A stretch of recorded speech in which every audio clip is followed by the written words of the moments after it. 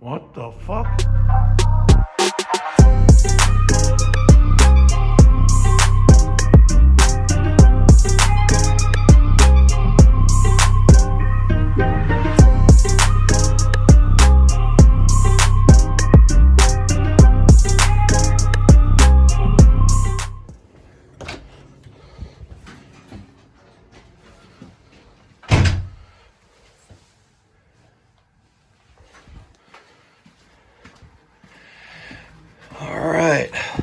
There's that titanium, that 40-gallon indirect water heater. No bueno. She no bueno. We gave him 3 options. Replace it with another indirect, or number 2, go to tankless, or number 3, tank style water heater running on natural gas. Let's see what they went with. All right, so right now we are pumping down the water heater. Why Mike's Liberty transfer pump sounds like this, I have no idea.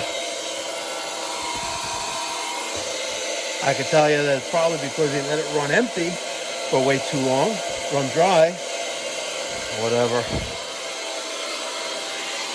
There's the strap for the hose.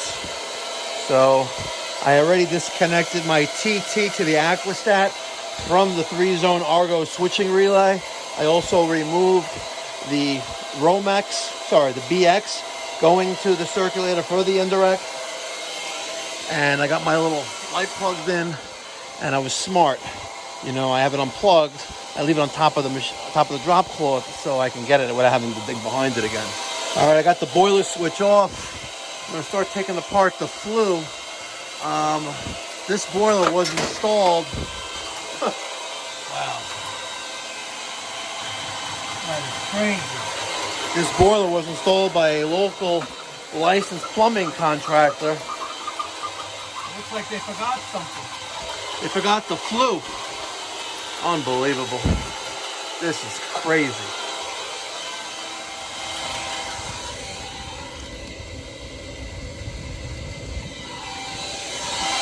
Yep, ain't no liner there. It's always fun to the last drop. You know what's crazy? How that Lars Minitherm is not like parallel or perpendicularly positioned while it's installed there. You notice how it's a little cocked like that? See? It's cocked. It's like Folgers, good to the last drop, right?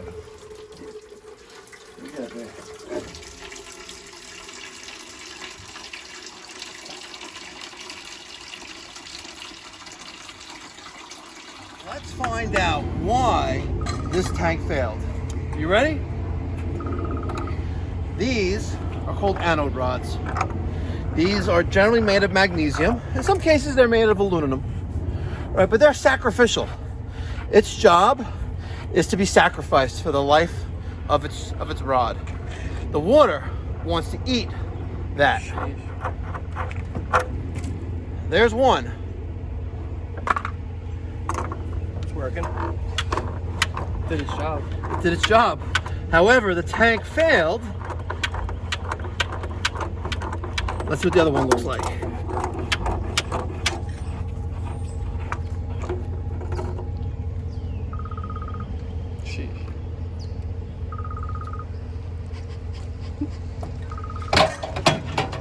So I also took off the 2 3/4-inch brass T's that were on the domestic side, one on the bottom for our domestic cold water in, and the one on top for domestic hot water out. Let's take a look at how great and wonderful the water is here. Ain't that pretty? Look at that. That is just, damn. Oh my God. Look at all that cocky. That is nasty. And that's water in your throat. All right, now that the water heater is gone, it's on its way to the scrap yard. Let's clean up the floor, clean up the whole work environment, and let's set this water heater. Which one do you think we're getting? Which one do you think we're going to install? All right, I cleaned the floor. I used the cover of the Aquastat as a scraper, with a little shovel. and I use that. And you know what? As much as I want to be nostalgic here, we're going to get rid of that too. Look at how they use that piece of 1-inch copper as a brace, holding up all the weight of that. Pretty epic. I put in a new 6-inch Smoke 90, twisted around a little bit. This is the only 6x4Y they had. Tell me why I can't use it, and we'll go from there. They're gonna need to line that chimney, and we'll furnace cement around there. It's a shame. They probably spent a fortune putting in this gas-fired boiler when they did an oil-to-gas conversion, and they never put a liner in the chimney. Hacks, bring me stacks. All right. You guys knew we were going with a tank-style water heater here. That makes the most economical sense. This is the low boy. This is the A.O. Smith GC RL 50-400. 40,000 BTUs, 50-gallon U.S. capacity. Not bad. It's a little bit shorter, but it is fatter, and we couldn't squeeze it this way. We lifted it up and got it in through the door frame. We're going to turn off the gas. We're going to take this 90 out, make it a T, and we're going to run gas around for there. It would be nice to shoot across, but I think we're going to have to go behind it and wrap it around and go to our gas valve. All right, I got the ventilation pipe done. 4-inch single wall. I threw a piece that's 6 inches right here, and I know it suggested that you have a minimum of 12, but we don't have the luxury of that height here because of our breaching of the chimney. And my jurisdiction, we can put an elbow right here. The purpose of having that 12 inches here is to help increase or to give better draft. Quite simple. So I got 3 screws at every joint. See, where's that one? See, it's there too. 3 there, 3 there, 3 there, and this is existing. I got to put 3 screws in there. There's only 2 there. They only use 1 over there. And then I'm going to take some high temperature furnace cement and seal off that breaching. Nice pitch. All right, I used the rest of my Hercules high heat furnace cement on our breaching. Got all the way around. Looks nice. Mike's working on the gas. And we have 1 inch going to this 100 and how many BTU boiler? Let's see.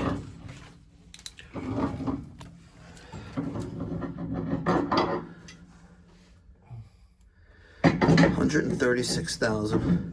Nope. 160,000 BTU boiler. Talk about being grossly oversized. Wow. So we have 160 plus 40 is 200. And let's measure our pipe. All right, so here's our gas meter. This is a 275 natural gas meter. We have half inch. No, sorry. We have 3/4 coming up, high pressure. We have the high pressure regulator there, bringing us down to a half a pound of pressure. We got 1 inch here, and we have a total of 36 feet of 1 inch gas piping feeding 160,000 BTU gas fired boiler, 40,000 BTU gas fired water heater, new, and 1 existing, let's say 30,000 BTU gas dryer. So we have 230,000 BTUs on 30, let's say 40 feet. Let's round up. All right, let's take a look at our New York State Plumbing, Mechanical, and Fuel Gas Code. This has been here for my truck for a while. I got this when I first got licensed. We're going to go to our section, we're going to go to our fuel gas code. All right, we're going to go to section 40251. And here is our piping chart for half a PSI or less with a pressure drop of 0.3 inches of water column. Okay, we have 1 inch piping. We have 40 feet. So we are at 345,000 max BTUs that we could install. All right. Oh, So we're just under. So I said we had about 35 feet. We rounded up to 40 feet. So we are good according to the fuel gas code for New York State. 1 inch at 40 feet will give us a max of 245,000 BTUs. Not that much to spare, ladies and gentlemen. Not that much to spare. That's why when I install gas piping for an oil to gas conversion, for example, we always go with 1.25 inches, just so we have that extra room, because that 1.25 inches at 40 feet will give us more than double the maximum allowed flow through there. Yeah, that was the company I worked for. Look at that, ladies and gentlemen. There it is. Wow.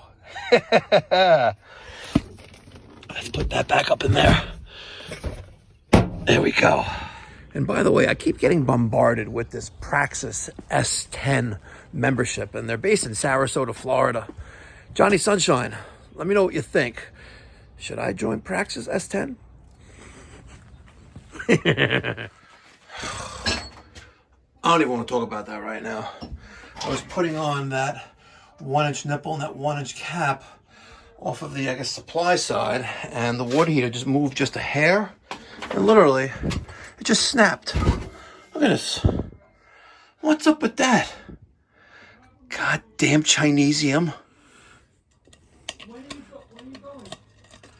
And by the way, I'm only doing this for YouTube. Just keeping it real. Nobody ever deburrs the pipe, just like no one ever replaces anode rods in water heaters. But my company, we replace anode rods, not only here in New York, but also Pipe Doctor Home Services of Central Florida. We do it there as well. All right, so I am just dry fitting my copper lines. I got my 3/4 hot. Oh, I reversed it. Son of a gun, you. This is my hot. And that's my cold. Oh, it sucks. You can tell, by the way, with the darker colored pipe is always your cold water. Always. That's our hot, because it's lighter. And this is our cold water, domestic cold water. So I got to bring this there. Maybe I'll throw in a coupling there and spin this around. I don't know. We'll figure it out. Make it look pretty. A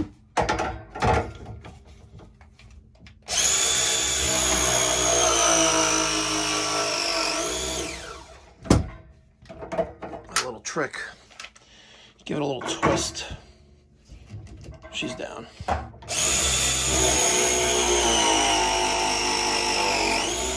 Now you fight to get it off sometimes. If you give it a little twist. Oh. Okay, let's do it the old-fashioned way.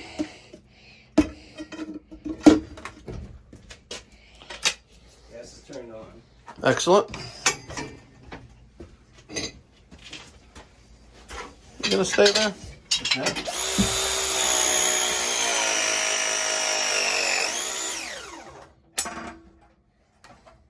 Damn it, you. Get off. Alright, I'm not putting any Teflon tape on there. I am not putting any Teflon tape on there. I'm not worried about that leaking. Okay. Code is 1 pipe diameter or max of 6 inches. And we are 4 fingers. Alright, I got my hot and cold supply lines open. I got my relief valve open. And I got the laundry sink open. I pulled the aerator out, so that's not going to clog up. I'm going to let this 50-gallon fill up. We got the gas back on. We're going to purge out all the air from right there from the drip leg. And then we're going to light the pilot once this thing fills up.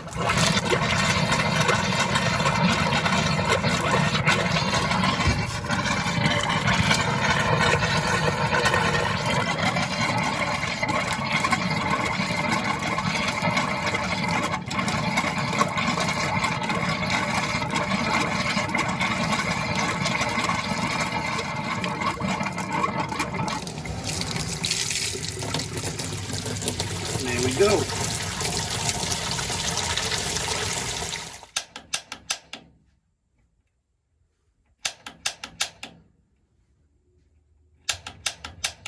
Oh, do you hear that?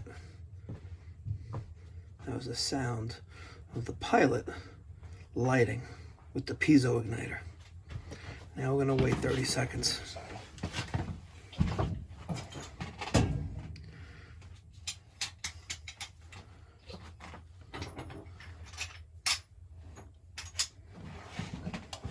There it is. There's the flash. Let's put this to C. She wants it hot. All right, she's been running for about 15 minutes. Doing a combustion analysis, make sure that our temperatures and our CO2 and our O2 and our CO are all normal. I drilled a little hole right there on top of the draft hood, and I got my probe of my combustion analyzer inside.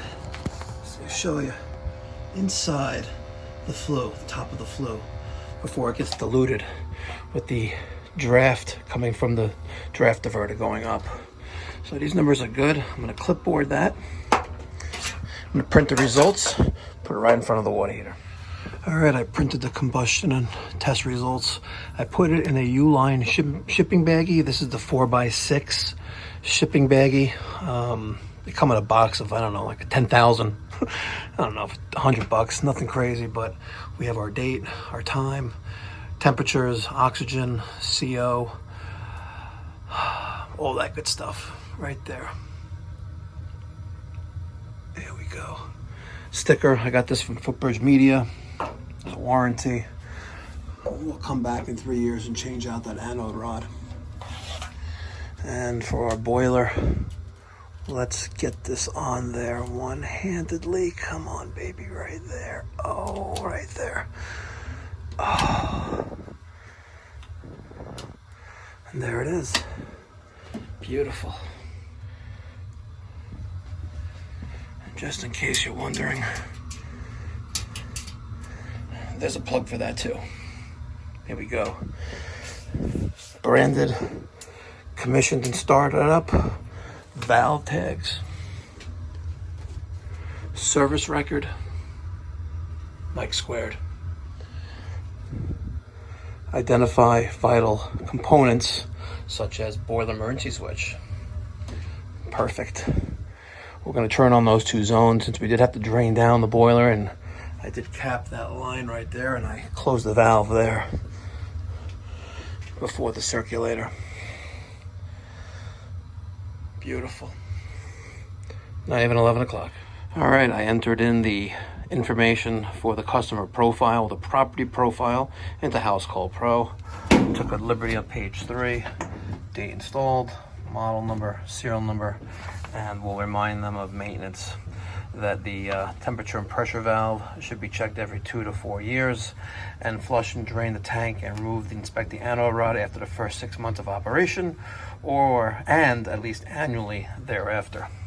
Very vital to check that anode rod, because you'll really extend the life of the water heater by having it replaced as needed.